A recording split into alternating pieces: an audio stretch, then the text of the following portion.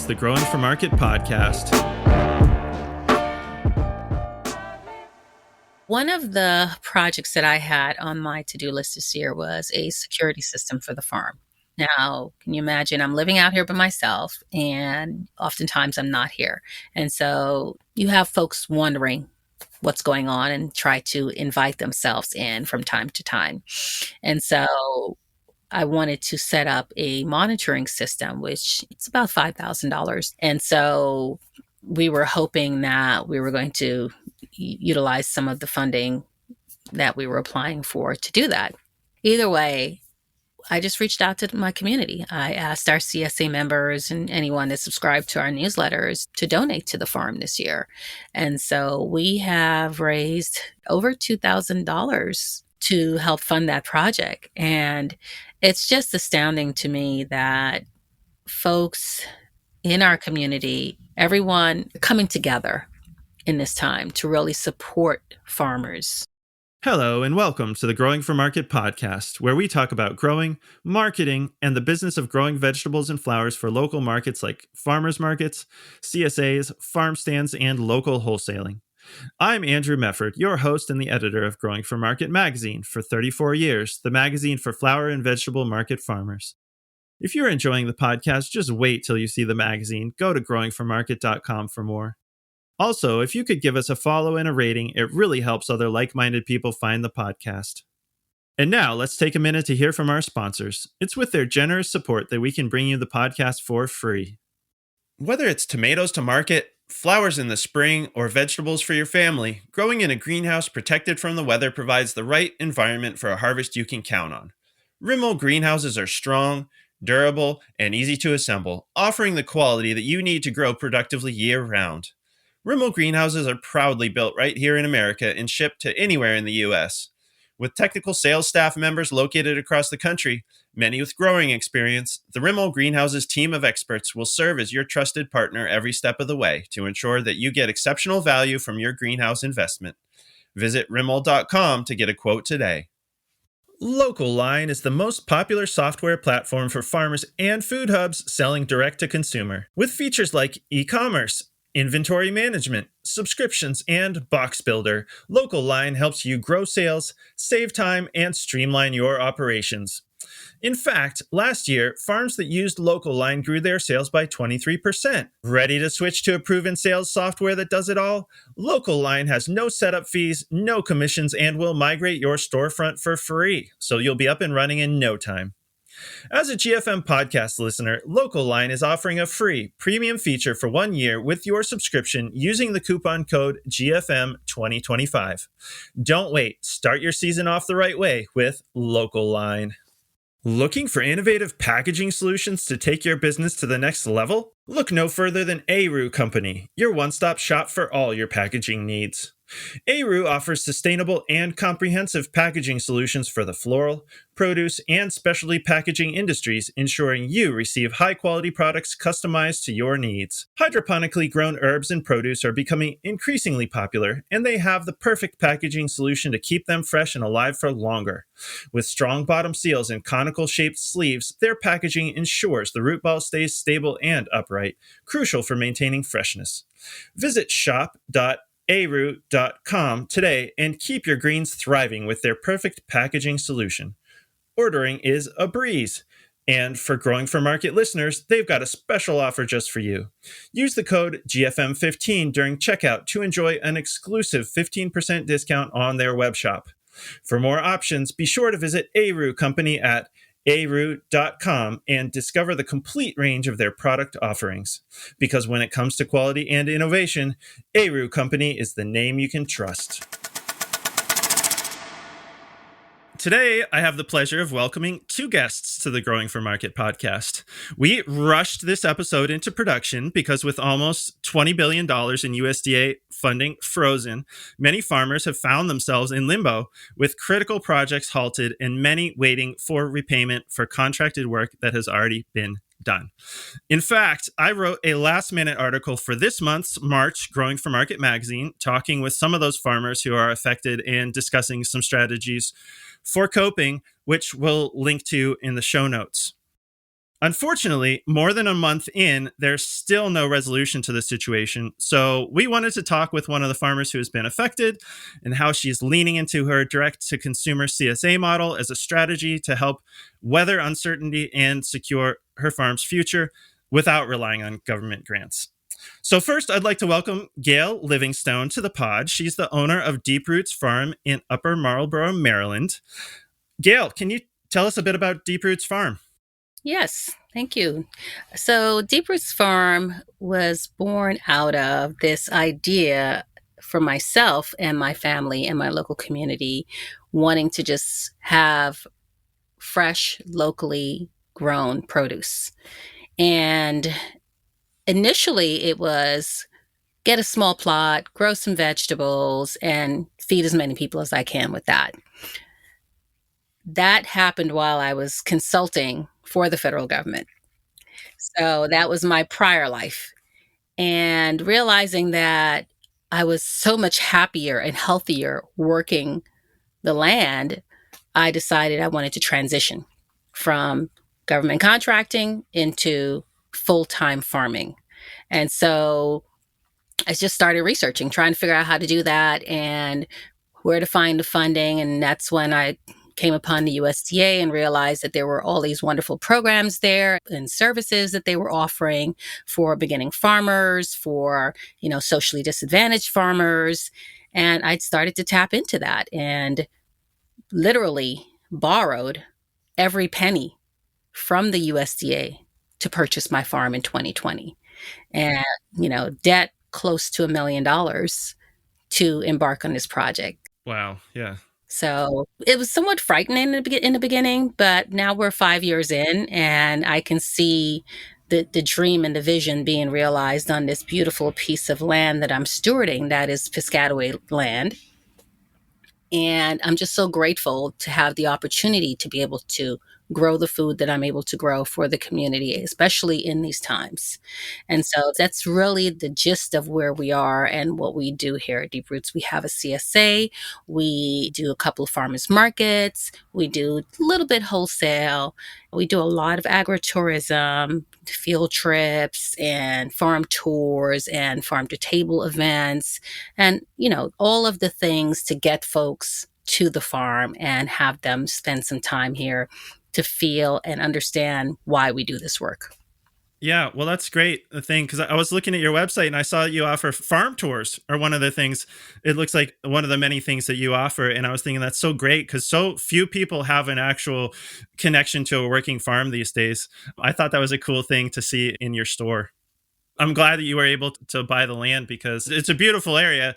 I grew up in Virginia, so I know right where Upper Marlboro is. For people who aren't familiar with the Washington, D.C. area, where I grew up is sort of like in Virginia to the west of Washington, D.C., and where Upper Marlboro is, you're sort of like southeast of Washington, D.C., correct? Exactly. We are southeast. We are in Prince George's County and literally 20 to 25 minutes outside of DC. So proximity was one of the other factors that played into my decision for actually purchasing this particular piece of land because of where we're located. The drive to markets, we're so close to our markets now, and folks are able to come to the farm without having to drive an hour to get here.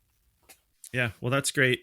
Okay, I'd also like to welcome Ari Memar, founder and CEO of Farmhand, to the pod because Gale and Ari have been working on some strategies for farmers to be able to weather these uncertainties. So, Ari, I know you've been on the pod before, but can you tell listeners a bit about you and Farmhand in case they're not familiar?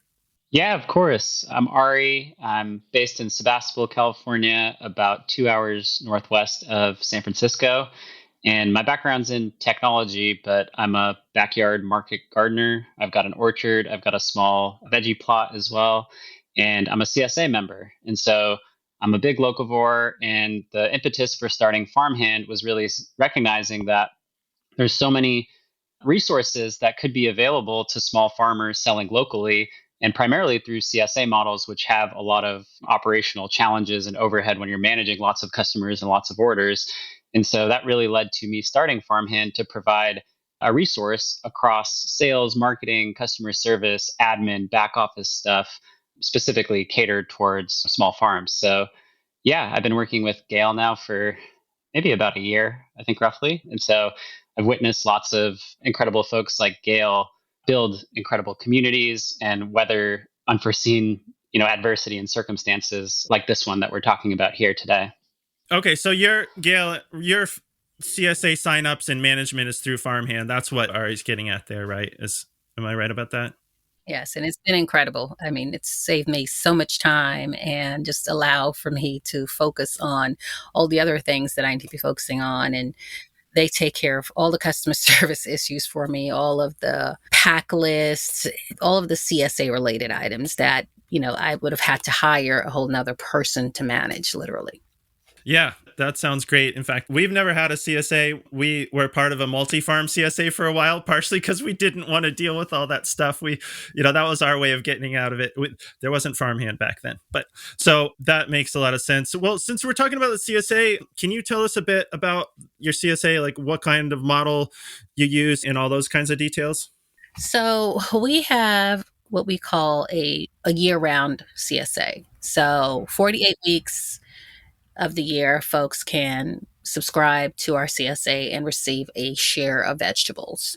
Or they can do just the spring season, or just the summer season, or the fall, or the winter. And, usually in the summer, we see a drop off because folks are traveling a little bit more. So, but we want to allow folks the flexibility. And one of the features in Farmhand, it allows folks to skip weeks on top of weeks. And so that was another added bonus to that software and that program. We do home deliveries. So you can sign up for a share and get a home delivery for an additional fee, or you can come pick it up at the farm, or you can pick it up at one of our host sites in DC, or you can just pick it up at the farmer's market. So we do a farmer's market on Saturday, Sunday, and we have a farm stand in DC on Wednesday during the season. And so those are the pickup options that we offer.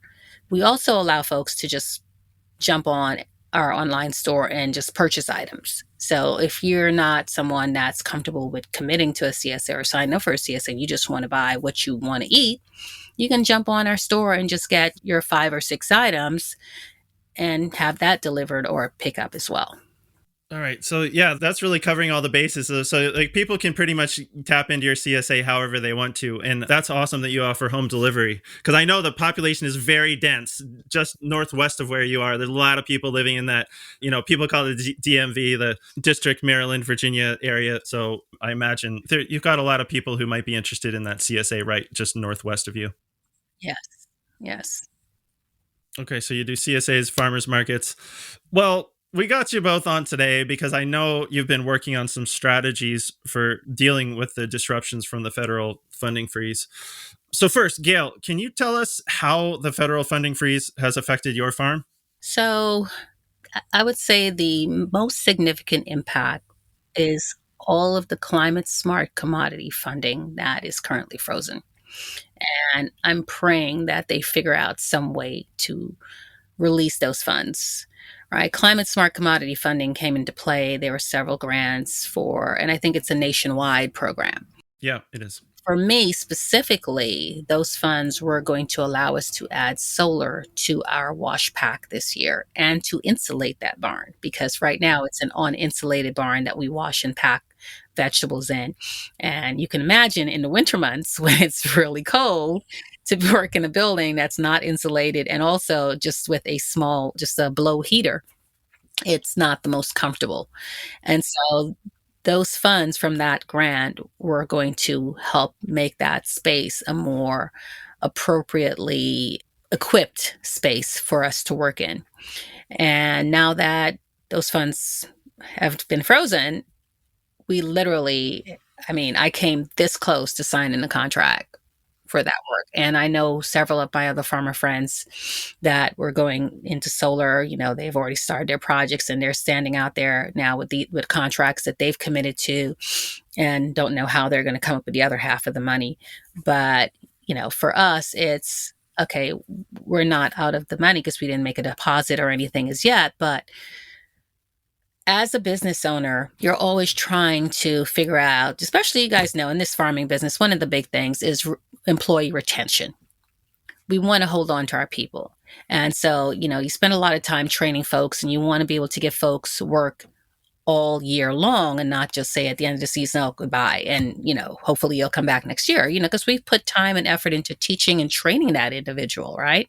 So if I'm going to have someone working here all winter, I want them to be able to be comfortable when they're indoors. Granted, yes, we're going to go out to the greenhouses and we're going to harvest and we're going to bring things back in. And then we're like, okay, do we wash this or do we not wash this? Because it's so darn cold, right? So that was one of the benefits of that funding. The other component of that was our agroforestry project that we had planned. Our property is 53 acres. 30 acres of this property is wooded. Now, when I acquired the property, it had sat fallow for over 40 plus years, and the previous owners did not maintain the property. I mean, there literally was nothing here when I bought this property other than two old tobacco barns and an old tobacco stripping house. There was no electricity, there was no running water, there were no roadways. There was literally nothing on this property that we could really use for an operation. So I've invested a lot of my own capital in addition to funds that I've borrowed and everything that I've earned over the past 5 years back into establishing this business. Having those 30 acres here, part of my vision was to turn that into a food forest. But to do that, we need to do some rehabilitation of the space, right? You can imagine trees not being tended for 40 plus years. Things are really wild and crazy. There are a lot of invasives that need to be addressed. There's fencing that needs to be in place. And so those were the other projects that we were going to utilize that funding for. Because you're talking hundreds of thousands of dollars before we can even get those 30 acres to the point where we can say, okay, community, come on in and walk the trails. And here, these are blueberries and these are pawpaws and these are chestnuts and these are walnuts. And have people really be able to see what those things look like in their element and understand how it grows and why they should be eating those things, and that they could possibly grow some of these things in their yard if they have space. Right. And so that was the whole point of that project, or I should say, that is the whole point of that project, is to really be able to open up the space even more to the community and provide that knowledge and education and a visual example for folks to see what it means to have certain types of fruit and vegetables growing together. So we'll see what happens now, because I'm not sure. I mean, to be honest with you, this is going to be the first year since I bought this farm that I'm going to give myself a paycheck every 2 weeks. And so those dollars have to go towards paying to build me a house, because I've been living in an RV since I bought this place. So this year I need to build my house.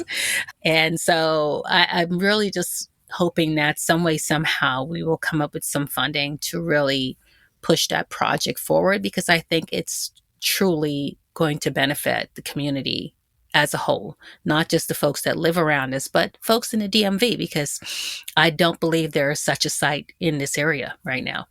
Yeah, I can't think of one. I mean, it sounds like a great project, and it's worth pointing out this isn't a new thing. The USDA has been funding, deciding, I guess they decide what a worthwhile project is, but they've been funding what they deem to be worthwhile projects on people's farm for decades. This is not like some brand new thing that they just stopped. I mean, this has been, USDA has been helping make investments in American farms for a long time. So, I think it's just that uncertainty is people who have signed contracts. It's just business does not thrive on uncertainty, and it's injecting this whole level of uncertainty and making it hard for people to plan, besides putting worthwhile projects on hold. And like some of the other farmers that I talked to, had already done their projects and we're just waiting to be reimbursed. Because it's worth noting, most of these projects are done on so the farmer has to pay first, and that's partially to ensure that there isn't corruption, right? It's not just like, some people who object to these kind of programs, I don't think they understand. They think it's just like free money, like, here you go.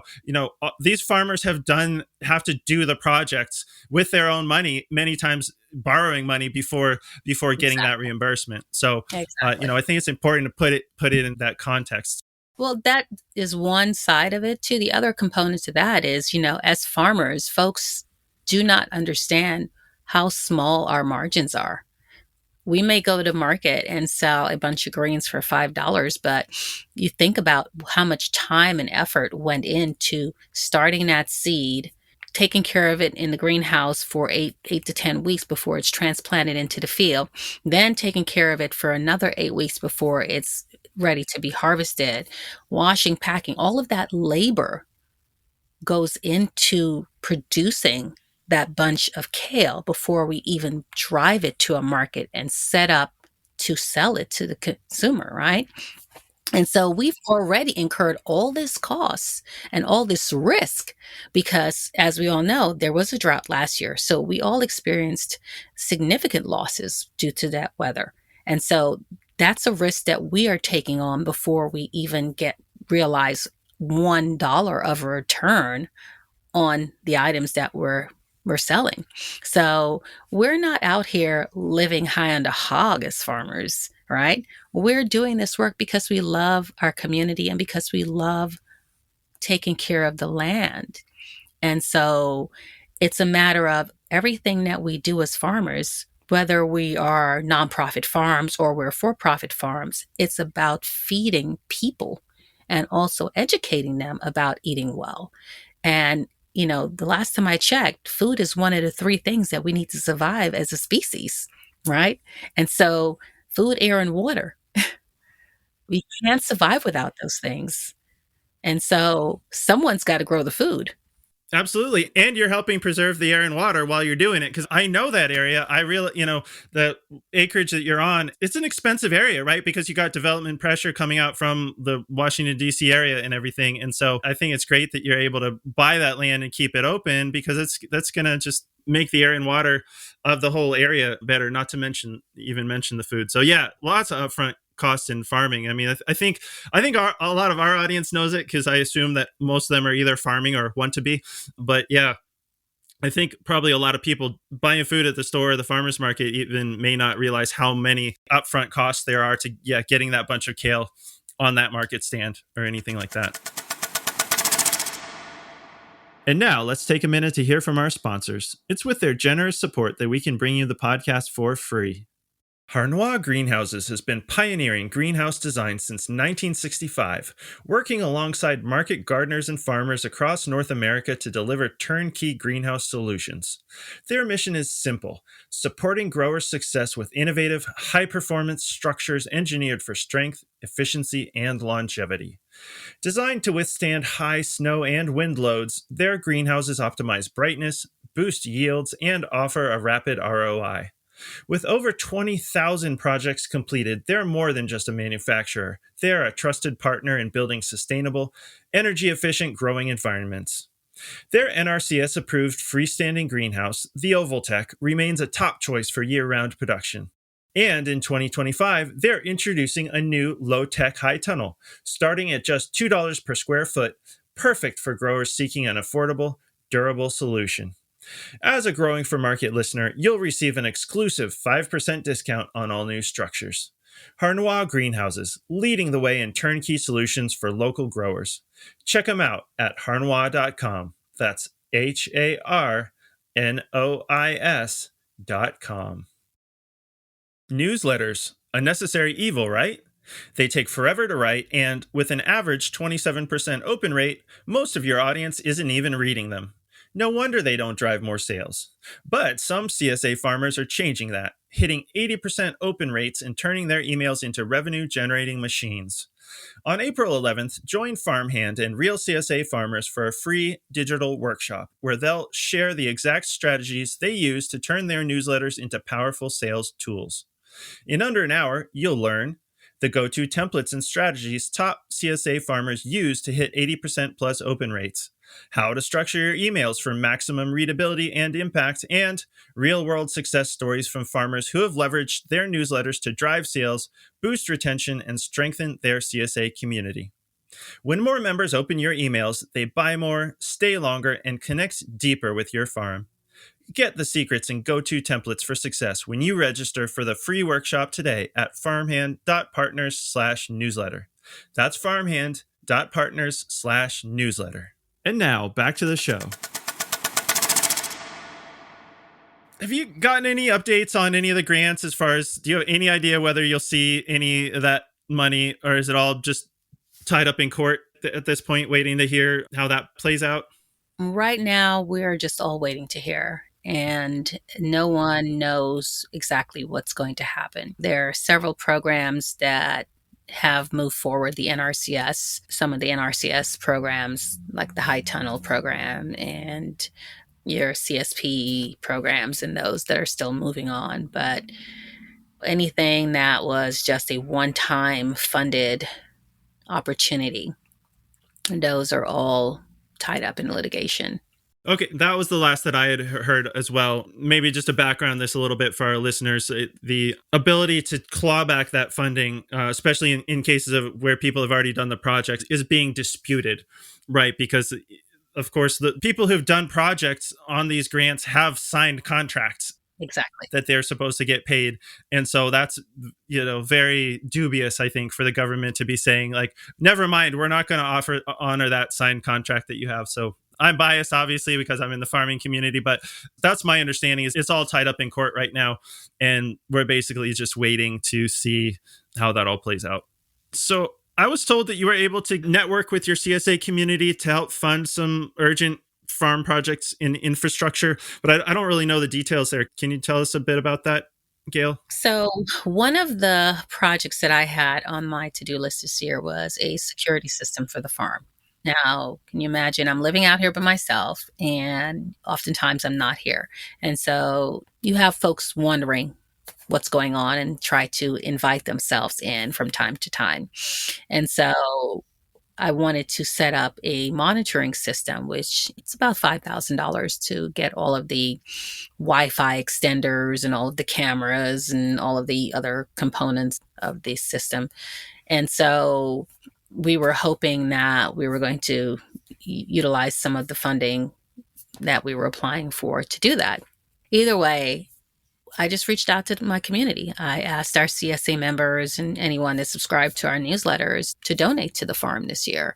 And so we have raised, correct me if I'm wrong, Ari, as I'm a little behind on the numbers, but over $2,000, right, to date Yeah. to help fund that project. And it's just astounding to me that folks in our community, everyone coming together in this time to really support farmers, right? Because they understand where we are and what our needs are. And they realize that I, in particular, I don't really ask folks to give to the farm on a regular basis. But this is definitely one of those times where I just felt, okay, this is something that I need for my own safety and well being. I need to have this project this spring. I can't wait till the end of the year after we've earned some money to implement this project. And so when we put out the call, and it's just been an overwhelming response from the community. And how did you reach out to them? Yeah, just Gail has a great process of engaging the community with her email newsletter. And so we just reached out to folks using kind of the same email list she had built, which includes, CSA members as well as a lot of the market buyers and just people interested in the farm.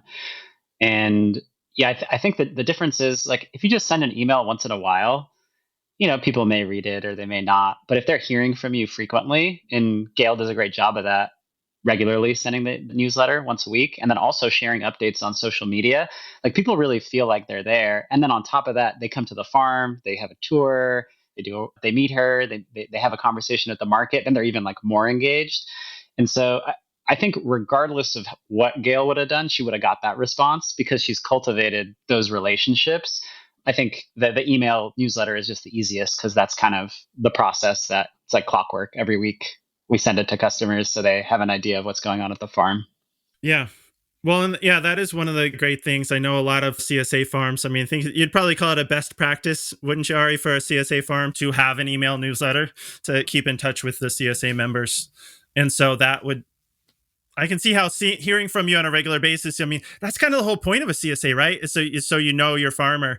And so that when, if they hear from you and know what's going on the farm, that when, if you do have some kind of a difficulty on the farm, then they're probably even more empathetic if they feel like they're connected. Yeah, definitely. And I think when you think of, the relationship a customer is having with their farmer, the CSA member is obviously buying into a lot more than just the produce. They're valuing all the things Gail talked about, and they're coming along for this experiential journey where they're learning about food, they're learning about the environment, and as they go farther along that journey, their appreciation for their farmer grows. And I equate it to like we all have a doctor, right? For the most part, but we all should have a farmer too. And there's a certain level of respect you have for your doctor that you also build for your farmer. And yeah, you just value what they're doing at a much, much higher level. And the generosity of those people in these times of adversity or unforeseen circumstances really shows. And a lot of times, people like Gail will get love notes from members just saying, I really, really appreciate what you wrote or what you did. And, those are obviously super validating to anyone to get that kind of feedback. But now this is like a whole new level where it's like, not only am I giving you that feedback, but I'm mobilizing to support you in this new way. And I've seen that time and time again, not just in Gale's context. The funding freeze is pretty new. Like this is kind of unforeseen territory, but obviously drought, wildfires, hurricanes, like climate related disasters, I think have unfortunately become pretty commonplace. And I've seen CSA members across multiple states, multiple communities, again, mobilize to support their farmer. And I think this is just one of many examples of that. Yeah, absolutely. And that's what CSA should be. Is I've heard it described as sharing the risk of making the investment and growing the crops, sharing the risk with your customers, right? Because that's part of the reason I asked about your CSA model, Gale, because I know there's a few different ways, but the original one was where people paid up front, and hopefully the farmer has a good year. Worst case scenario, it's not the greatest year. And I think most CSA members are willing to share in the risk of the farmer. And so at least if it wasn't the greatest year, at least the farmer had seed money up front. And hopefully it's not a complete disaster. I'm not really sure what people do. I don't know if you know, Ari, but hopefully it's not a complete disaster and people still get a box, but still that idea of sharing the risk and also knowing what's going on your farm. That's a good point you made, Ari, as far as if they're committed to a farm, whether it be for one part of the season, like you said, a spring or a summer share, Gale, or the whole year. It's kind of like, that's my farmer, right? And so hopefully it'll give them some insight on this week where, transplanting or whatever's going on.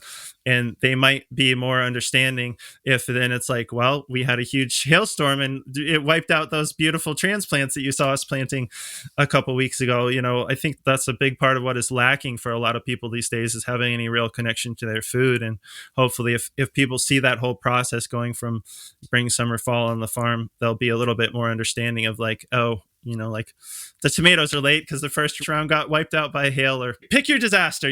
There's so many that can impact farms. It seems like there are more all the time, but hopefully the connection to the farmer, that's great that you've been able to leverage that connection with your CSA members to get some help in this unfortunate situation. Now, the other thing that I'm hoping that folks are going to continue is to just lobby their representatives.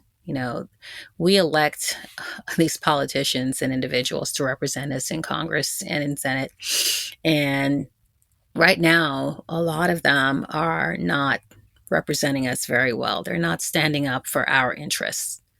And so I truly feel as though we as a community, we have to come together and really push and remind them why they are in the jobs that they are in, and that their constituents are the ones that put them there.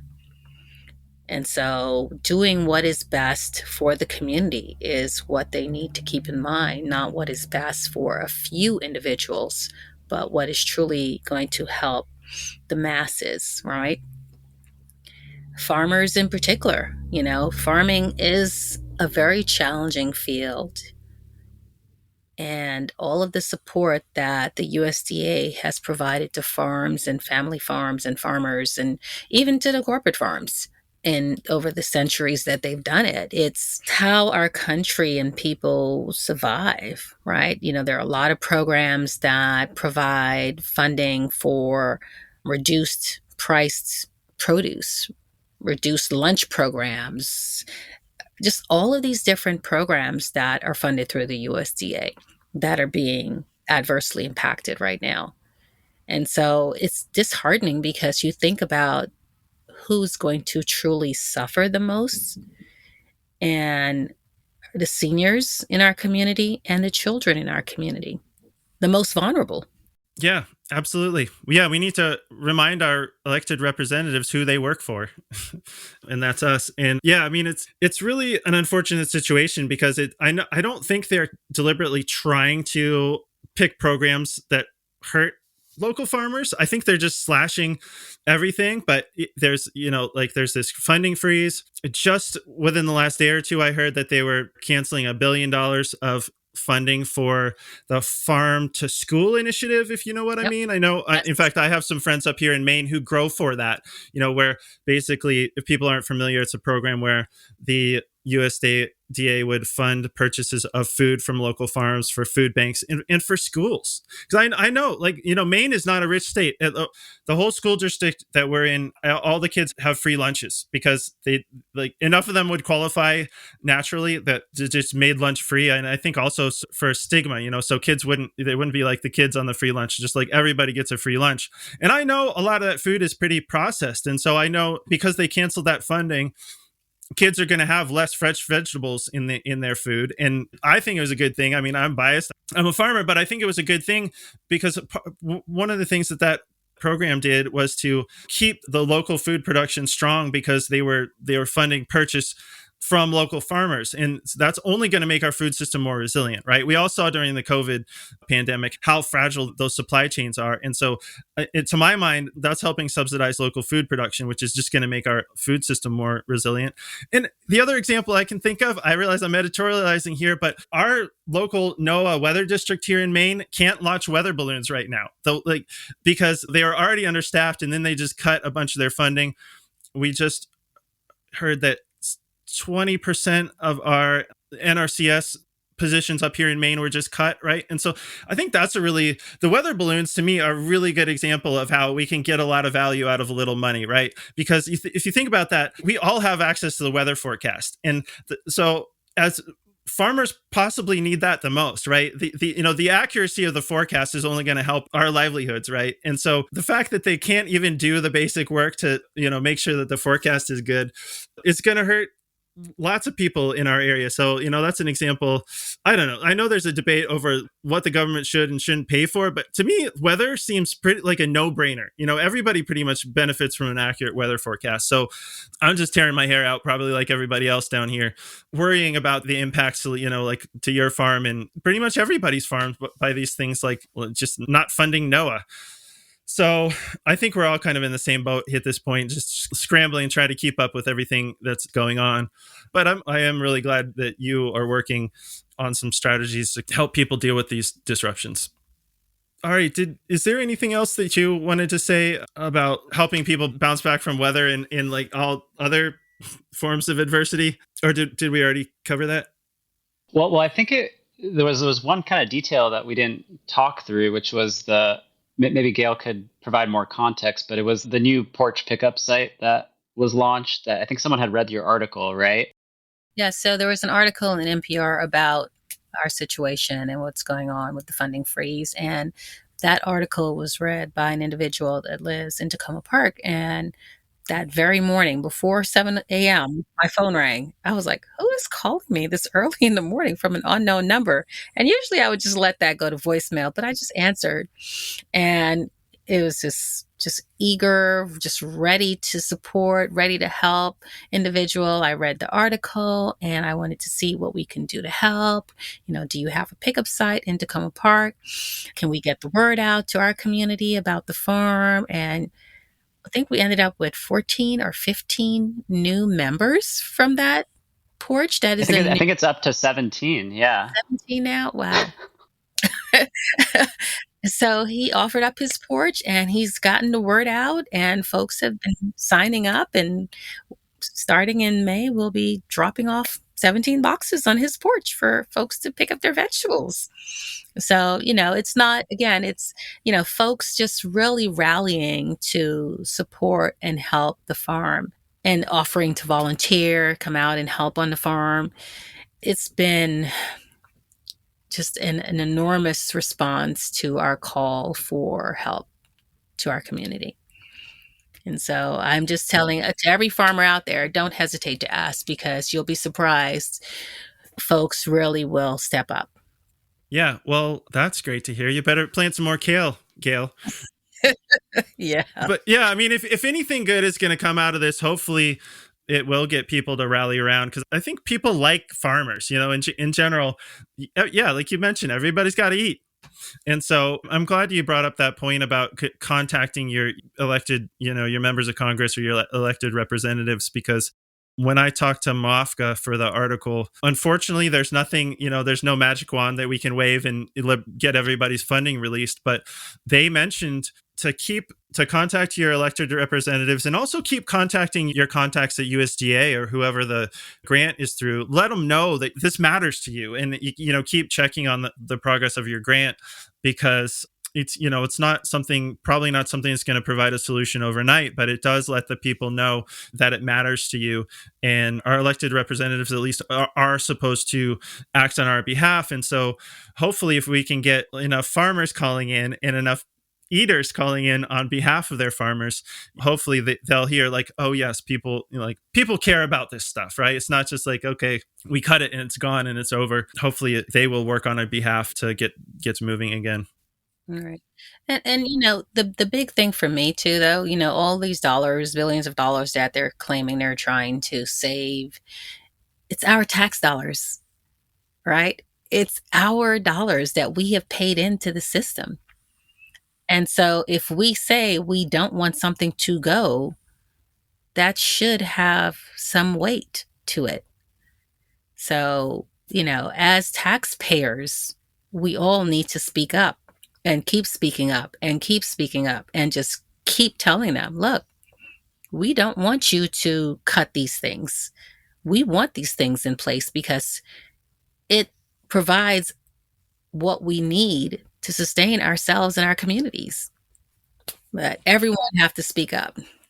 Yeah, absolutely. I mean, that's a really good point. I think a lot of the discussion around this makes it sound like the federal government is a business, and we can just cut everything that's not profitable. Well, the federal government isn't a startup. There's something like the weather, for example. I think that's pretty good value. Like to pay to have some people, releasing their weather balloons so we get an accurate forecast here in Maine. I think having an accurate weather forecast is money well spent. I think paying local farmers to help get more vegetables into at-risk kids, obviously, I think that's a good purpose for our tax dollars. But that's a good point, that it should be the government collecting that money to do to help businesses succeed that might not otherwise. That's a good thing to keep more small farmers in business. So people can argue what it's about, but it's up to people to contact their elected representatives and let them know what does matter to them. In fact, yeah, in the article that I wrote for this month's Growing for Market, there's a form in there. This is like filled out that people can just fill in their name and everything. So it's maybe a little bit less daunting for contacting their elected representatives, so they don't have to write it from scratch. I feel like we've covered this pretty well. Well, I've got you, Ari. I mean, is there anything else that I should have asked you about, or anything you want to say here before we go? Yeah, I just wanted to kind of highlight, looking at the response from Gale's community, and if you decompose it further and kind of look at like what was Gale doing that allowed her to, take advantage of this adversity and have her community really rally around her. I think the starting point is you have to have this excellent community that's engaged with the farmer.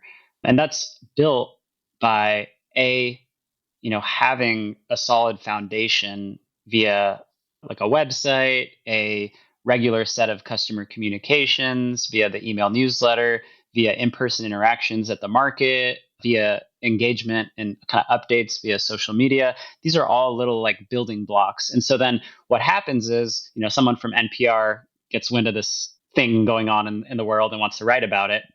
They write about it. They mention Gale, they mention Deep Roots, they provide the link to the website. Community members read it, they get interested, they go to her website.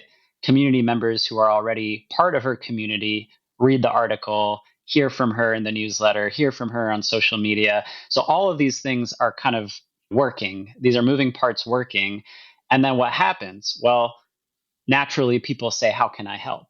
Right? How can I help? And you have one really enthused person who wants to create a new porch pickup site and then rallies 17 members. That's a lot of upfront dollar commitment to the farm, and that's potentially lifetime customers of the farm that are coming from this one individual who was activated because they took this path and met Gale. On top of that, you look at all of these little things happening can be seen as like you said, like almost like defeatist, like we can't control what's happening with the government, like there's nothing for us to do. Or they can be seen as, well, we can reach out to the government, we can activate our community, like there are things we can do. So to me, that's the difference in what I've just observed is like even just hearing Gale, she's not accepting this fate, like things are moving forward and improving, which is inspiring for me because obviously when you read the news, you're like, oh my gosh, this is this is like Armageddon, right? So it's nice to see that despite this situation, there's positives coming out of it.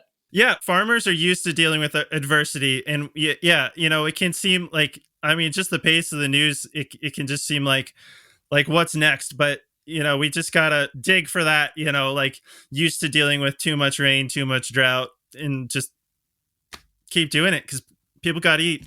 So I'm just so grateful for our community and our CSA members and our customers, and just the response that we received to our call for help has just truly recharged me and invigorated me, because it just speaks to the love and the gratitude that folks have for the work that we're doing.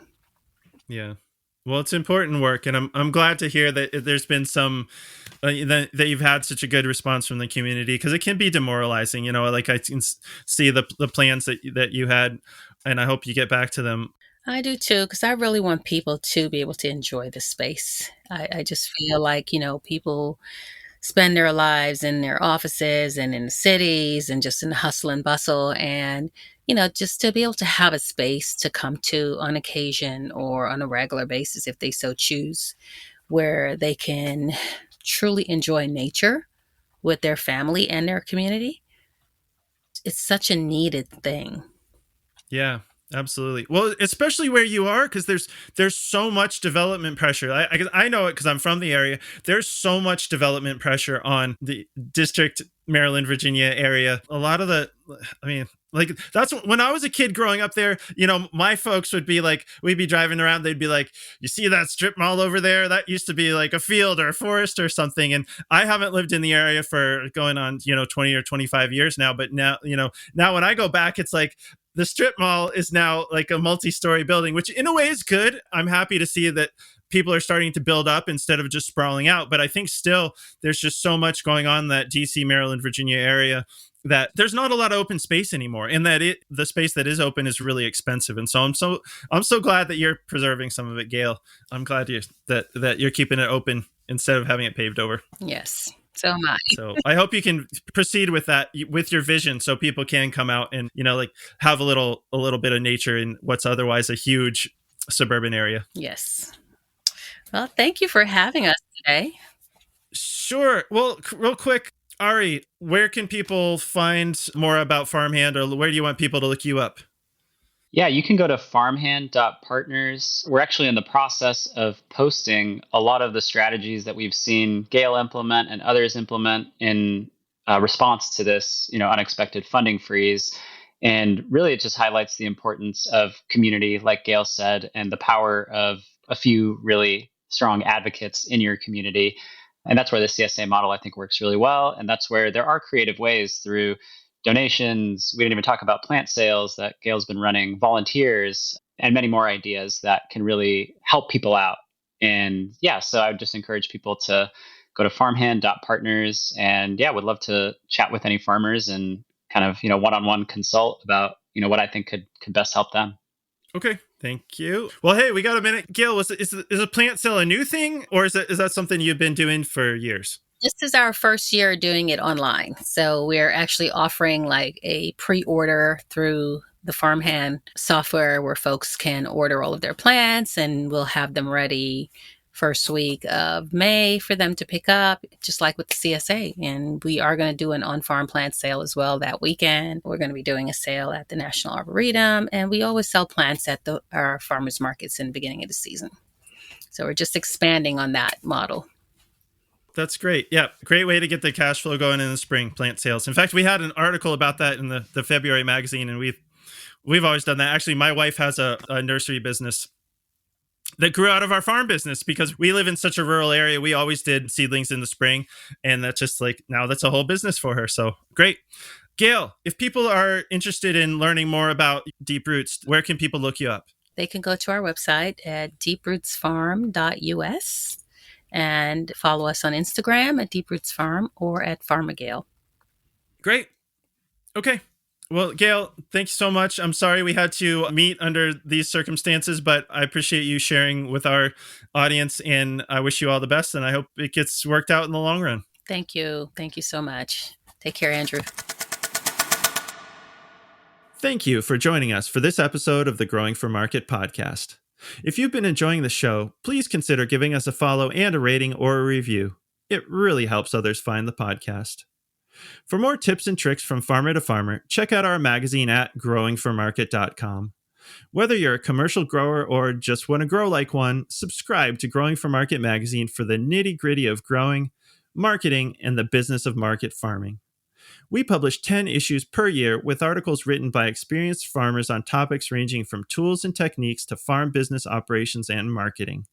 If you've been listening to the Growing for Market podcast and haven't yet checked out Growing for Market magazine, we've made a change so you can try the magazine for free.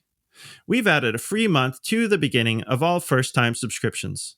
Try out the digital or paper magazine for a month, and if it's not for you, cancel within 28 days and you'll never even get billed.